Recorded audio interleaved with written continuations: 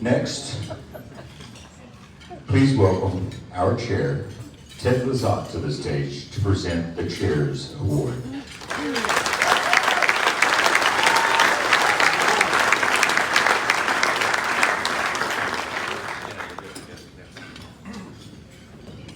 Yeah, you have to master that step a couple more times there, Brett.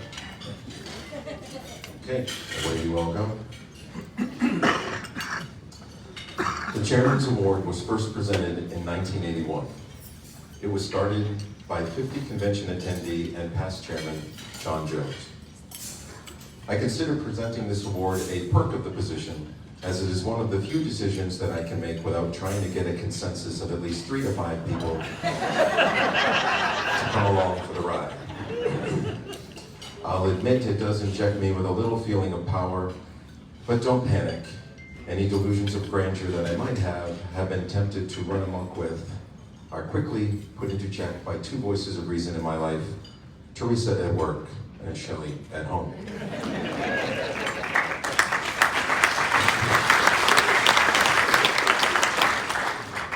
And when you're on a Zoom call with both of them, anyways.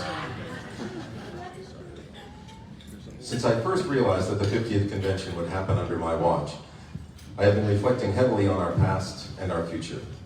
To attain a 50th anniversary of anything, many things need to be overcome. It's easy to see why this milestone is celebrated as the golden anniversary, as we should take a few minutes to reflect on the hurdles we've overcome to be here. The pure fact that Colorado even exists is a wondrous achievement. That our founding fathers pulled this idea out of the ether and coalesced it into something that causes us to sit here today is remarkable. They managed to overcome differences to put our first list together, and they worked together to continue to grow and expand. Our activity, like many social activities, has continued to overcome the hurdle of the modern era as well. Even with the decline of social clubs that has been occurring almost since Colorad's inception, here we still are.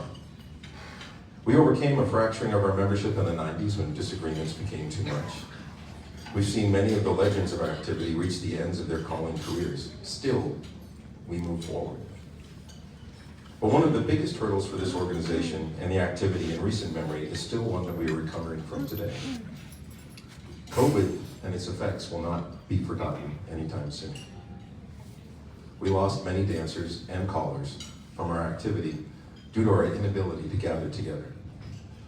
Additionally, if not for the loss of our 2020 and 2021 conventions, I would not be standing here for the 50th. And before I continue, I would like to take a moment to recognize and thank Colorad's chairman during that stretch for holding us together, Ken Dusoe.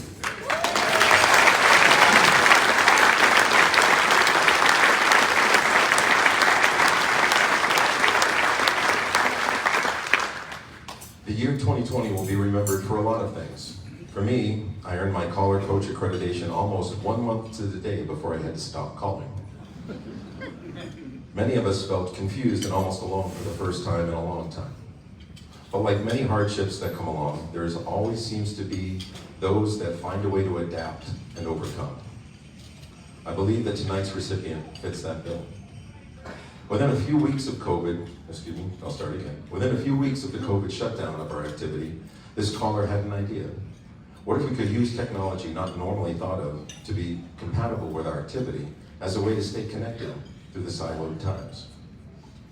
In late March of 2020, he tested his first Zoom dance with 2 couples, way up in the still cold northeastern US, Maine. Specifically, this little idea started to flourish. Once he knew it would work, he posted what he called a beta test out on Facebook. He began hosting these 2 couple dances, inviting anyone and everyone to attend, not for money, but to foster the feeling of togetherness. He was generous with his time and knowledge. I and many other callers were invited to call with him. A large number of callers reached out to me to get an understanding of how to get their equipment working with his newfangled tech. I sent almost all of them to this caller, because I'm not stupid. And he was happy to assist. This germ of an idea led to many callers and dancers connecting through Zoom during the COVID shutdown. It helped spawn the Class series, that I was involved in, as well as many other caller education seminars that existed. Callers are still taking advantage of the medium today for teaching, dancing, or just keeping in touch. And it also helped lead a virtual gathering of this body in 2021, which has led to our ability to continue to stream parts of this convention even today. Hi. One of my first trips overseas after COVID was in October of 2023. At the first after party, I was grilled on whether or not I knew this caller from Maine. This group had spent many hours online with him, wanted to make sure that I would thank him when I returned home. They had all hoped to meet him in person one day, and I'm sure they still feel the love and thankfulness for the time they got to spend together online. I understand that he probably wasn't the first person to try this. I and others had called using Skype and so forth. But in my mind, he was the first to bring it easily to everyone, using available tools that we could all understand. And his insight and generosity towards callers and dancers alike helped him spread the online dancing movement worldwide.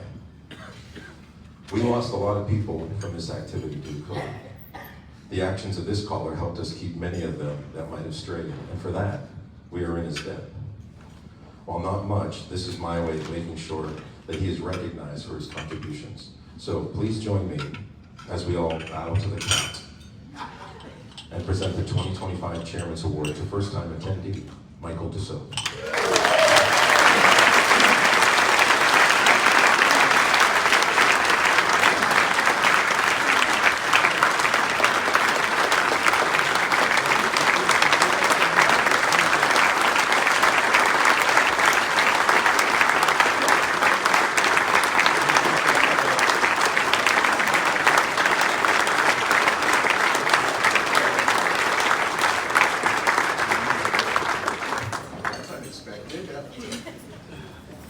Draw little rectangles, then I'll see you guys better.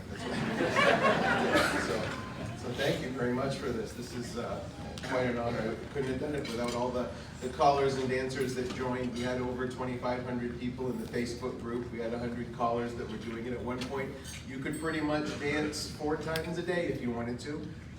And some of the dancers did. It was kind of crazy. So, but yeah, thank you very much.